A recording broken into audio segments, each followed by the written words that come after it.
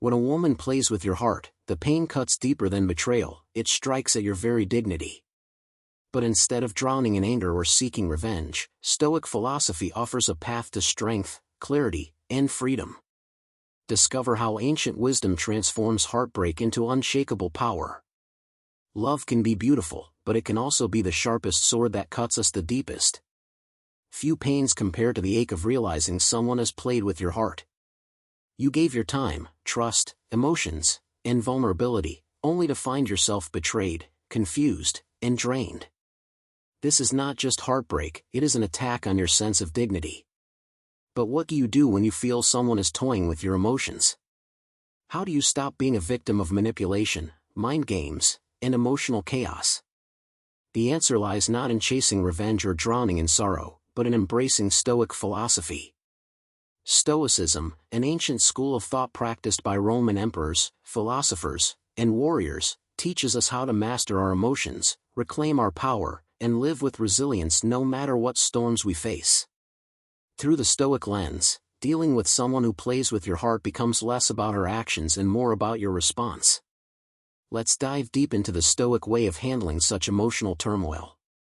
1. Recognize what you can and cannot control. The foundation of Stoicism lies in one principle. Some things are in our control, and others are not. Epictetus. When a woman plays with your heart, your instinct might be to ask, why is she doing this to me? Why doesn't she value me? How could she treat me this way? These questions trap you in the cycle of pain because her behavior is not within your control.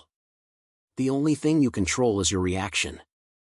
If she chooses to manipulate, deceive, or take you for granted, that is her nature, not yours. What you do with that reality defines your strength. A Stoic does not waste time trying to change another person. Instead, he sharpens his character, strengthens his reason, and masters his emotional response.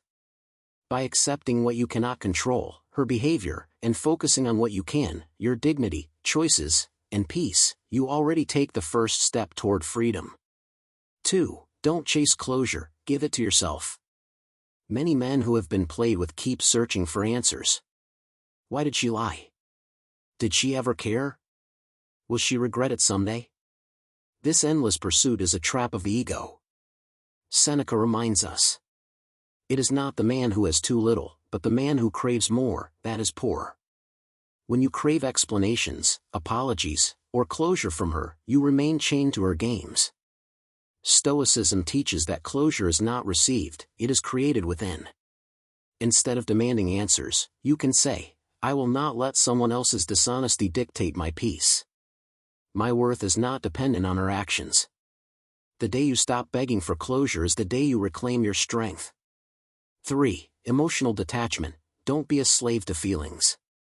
Marcus Aurelius wrote in his Meditations. You have power over your mind, not outside events. Realize this, and you will find strength. When someone plays with your heart, emotions surge, anger, jealousy, grief, longing. A Stoic does not deny emotions but refuses to be enslaved by them.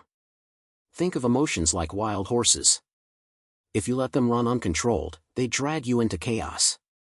If you master them with discipline, they carry you with strength.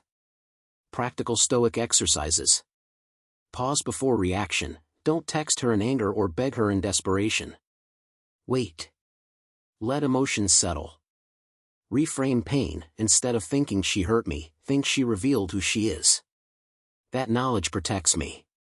Return to reason. Ask yourself, does my reaction serve me, or enslave me?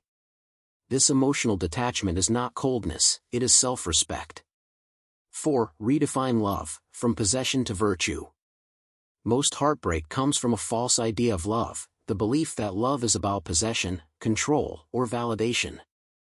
Stoics viewed love differently, it was about virtue, respect, and harmony. If a woman plays with your heart, it means the bond was not rooted in virtue. She did not act with honesty, loyalty, or respect. Therefore, it was not true love, only a shadow of it. Epictetus put it bluntly.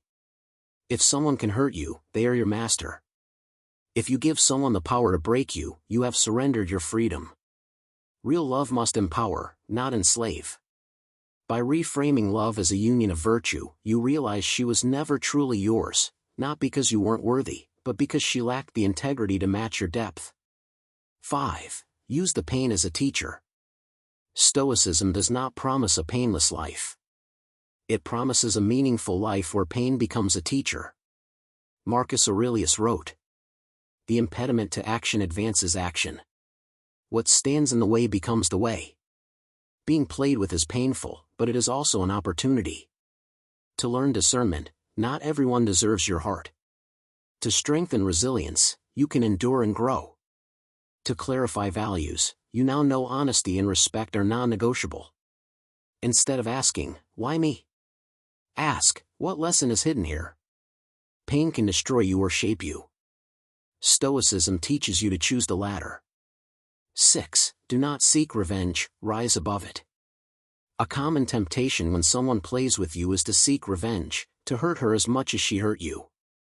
But this is a trap. Seneca warned, "He who seeks revenge keeps his wounds open." Revenge keeps you tied to her actions. Forgiveness, on the other hand, is not about excusing her, it is about releasing yourself. You forgive so you can be free, not because she deserves it. The true Stoic response is not to lower yourself but to elevate yourself. Instead of saying, "I will make her pay," you say, "I will rise so high that her actions cannot touch me." That is the sweetest victory. 7. Guard your heart with boundaries. A Stoic does not live in bitterness, but neither does he live in naivety. If someone has played with you once, it is your responsibility to guard yourself in the future. Set boundaries. Don't tolerate mixed signals. Don't invest deeply without reciprocity. Don't give trust to someone who hasn't earned it. Boundaries are not walls, they are gates. You decide who enters. And once you decide that, no one can play with your heart again without your permission. 8. Shift your focus to higher purpose. The greatest cure for heartbreak is not distraction, it is purpose. Marcus Aurelius ruled an empire, fought wars, endured betrayals, and yet never allowed personal pain to derail his duty. He constantly reminded himself of his role in the larger order of the universe. When you suffer heartbreak, shift your focus. Build your body, sharpen your mind, and strengthen your spirit. Pursue goals that matter: career, growth, creativity, contribution. Live for something greater than fleeting emotions. The Stoic way is to turn pain into fuel for purpose. When you dedicate yourself to something higher, no person's manipulation can control you. 9. Practice amor fati, love your fate. Finally, the highest Stoic response to being played with is amor fati, the love of fate. This means not just enduring what happened, but embracing it as part of your destiny. Instead of saying, "I wish this never happened," you say, "I am glad it happened, because it shaped me." Amor fati transforms betrayal into wisdom, heartbreak into strength, and loss into liberation. You no longer curse the past, you honor it as the very path that made you who you are. Final reflection. Dealing with a woman who plays with your heart is not easy. It tests your patience, your dignity, and your resilience. But through Stoic philosophy, you learn that you cannot control her actions, only your response. Closure comes from within, not from her. Emotional mastery is your greatest shield. True love is rooted in virtue, not possession. Pain is a teacher, not an enemy.